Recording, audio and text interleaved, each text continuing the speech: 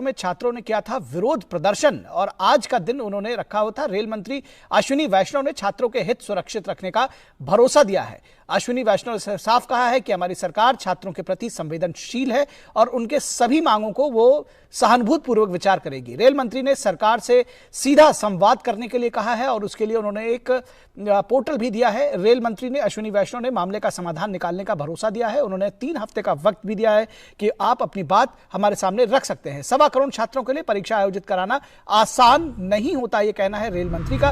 Railway में भर्ती परीक्षा को लेकर बिहार के कुछ शहरों में छात्रों ने प्रदर्शन किया है। और हमारे साथ में हमारे संवाददाता इस वक्त धीरज, माफ कीजिएगा, हमारे साथ में इस वक्त बिहार के उप मुख्यमंत्री सुशील मोदी जी हमारे साथ बने हुए हैं। सुशील जी बहुत स्वागत। माफ कीजिएगा, हमारे साथ में सुशील मोदी हैं, धीरज हमारे साथ में नहीं। सुशील मोदी जी लोकसभा सांसद हैं, हमारे साथ में बने हुए हैं। और सुशील जी, आपसे जानना चाहेंगे किस तरह से इस पूरे मुद्दे को देखते हैं। कहीं ना कहीं इसमें यह भी समझ में आता है कि क्या अराजक तत्वों ने कुछ हवा दी है या छात्रों की बात में कुछ दम है? नहीं, देखिए, एक तो आज बिहार के अंदर जो बिहार बंद का कॉल आरजेडी, कांग्रेस आदि पार्टियों ने दिया था, उसमें कहीं भी कोई छात्र नहीं था जी। इन पार्टियों से जुड़े जो छात्र संगठन हैं, उनके जो मुट्ठी भर समर्थक हैं, वही झंडे लेकर सड़कों पर दिखाई पड़ रहे थे। 2 दिन पूर्व जब श्री अश्विनी वैष्णव जी ने समिति बनाने का ऐलान किया था, उसी दिन से छात्र पटरियों पर से बाहर आ गए, सड़कों पर से उतर गए और अपने अपने घरों पर चले गए। तो लोगों को अश्विनी वैष्णव जी पर पूरा भरोसा है। देखिए, इसमें गड़बड़ी कहाँ हुई है। एक तो अश्विनी जी ने ठीक ही कहा कि 1.25 करोड़ लोगों की परीक्षा लेना ये एक बहुत बड़ी चुनौती है जी। और शायद ये दुनिया की सबसे बड़ी परीक्षा होगी जहाँ 1.25 करोड़ से ज्यादा एप्लीकेंट हैं। इसमें एक ग्रुप डी की परीक्षा थी जी। ये किस ग्रुप डी में करीब 1 लाख पद हैं। पहले रेलवे बोर्ड ने यह कहा कि ग्रुप डी की एक परीक्षा होगी, लेकिन अचानक 24 जनवरी को उन्होंने एक आदेश निकाल दिया, कहा कि अब एक नहीं बल्कि 2 परीक्षा होगी जी। तो सारा बवाल बवंडर यहीं से पैदा हुआ। अगर आपको 2 परीक्षा लेना था तो आप 2019 के विज्ञापन में इस बात का उल्लेख करते कि 2 परीक्षा ली जाएगी और अचानक आप कहेंगे कि 2 परीक्षा ली जाएगी। और कल मेरी जब अश्विनी वैष्णव जी से संचार भवन में लंबी मुलाकात हुई, वो पूरी तरह से सहमत थे इस बात से कि ये कोई IAS IPS का एग्जाम नहीं है, ये 10वीं पास लड़कों की परीक्षा है और इसलिए 2 परीक्षा नहीं बल्कि 1 परीक्षा होगी। इस पर उन्होंने अपनी सहमति जाहिर की है। दूसरा मुद्दा NTPC को लेकर जी। इसमें करीब 35,000 पद हैं और केंद्र की सरकार ने और रेलवे ने ऐलान किया था कि जब पिछले साल 15 गुना रिजल्ट प्रकाशित किया गया था, इस बार 20 गुना रिजल्ट प्रकाशित किया जाएगा। लेकिन इसमें हुआ क्या है कि 5 लेवल के इसमें जो पद हैं वो 5 लेवल के पद हैं। अब अगर एक छात्र 3 अलग अलग पदों के लिए क्वालिफाई कर गया तो उसको 3 मान लिया गया। तो लड़कों का यह कहना था कि एक छात्र एक रिजल्ट, यानी आपने जब 20 गुना कहा है तो 20 गुना रिजल्ट होना चाहिए। और अगर एक छात्र 3 जगह क्वालिफाई किया है तो उसको 3 ना माना जाए बल्कि इसको 1 माना जाए जी। तो इस पर भी कल जब मेरी बात हुई अश्विनी वैष्णव जी से, वो तैयार थे इसके लिए, उन्होंने अपनी सहमति दी है।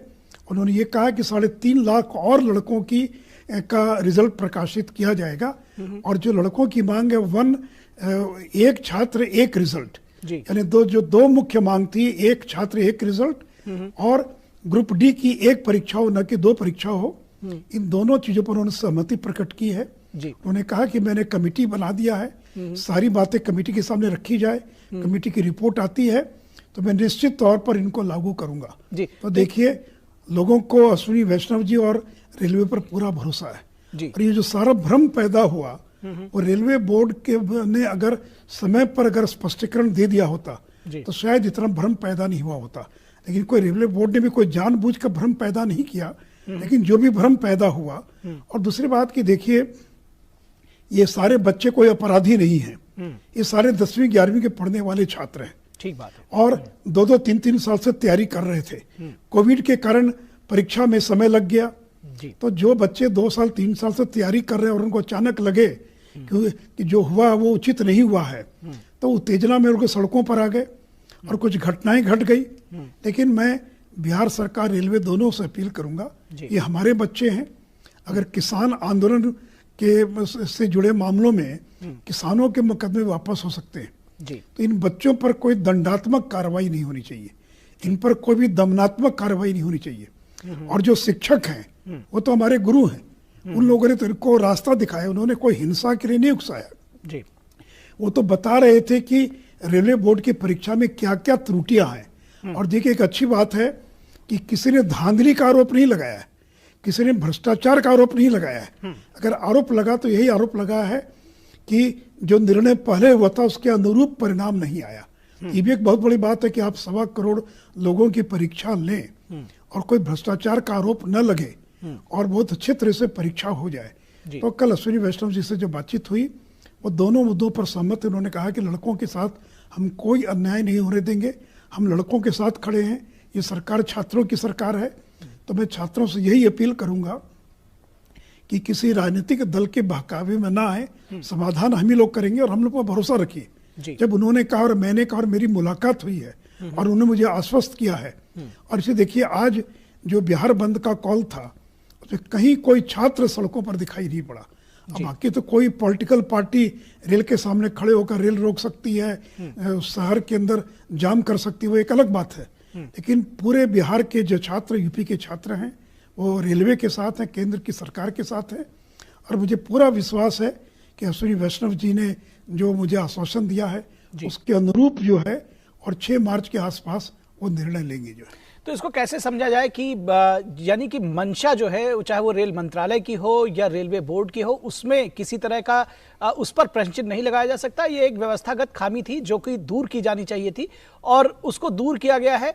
और दूसरी बात कि ये समझा जाए कि इन सारी बातों के बाद अब ये माना जाए कि ये मैटर जो है, ये पूरा मामला अब रिजॉल्व हो रहा है या रिजॉल्व होने की ओर बढ़ रहा है? नहीं, निश्चित रूप से रिजॉल्व होने की ओर बढ़ रहा है। कमेटी बना दिया, लड़के अपनी बात जाकर वहां कहें। और मैंने जैसा कहा कल मेरी 1 घंटे उनसे बातचीत हुई है और जो दोनों मुख्य मांगे थी उन दोनों मुख्य मांगों पर वो पूरी तरह से सहमत है। लेकिन एक प्रक्रिया है क्रियान्वित करने की जो है, तो कमेटी के सामने सारी बातें आए। और भी कुछ मुद्दे हो सकते हैं जो शायद मेरी जानकारी में ना हो, तो वो कमेटी रिपोर्ट देगी। 6 मार्च तक रिपोर्ट देना है और सरकार ने आश्वासन दिया कि बहुत शीघ्र इसके बारे में सकारात्मक निर्णय लिया।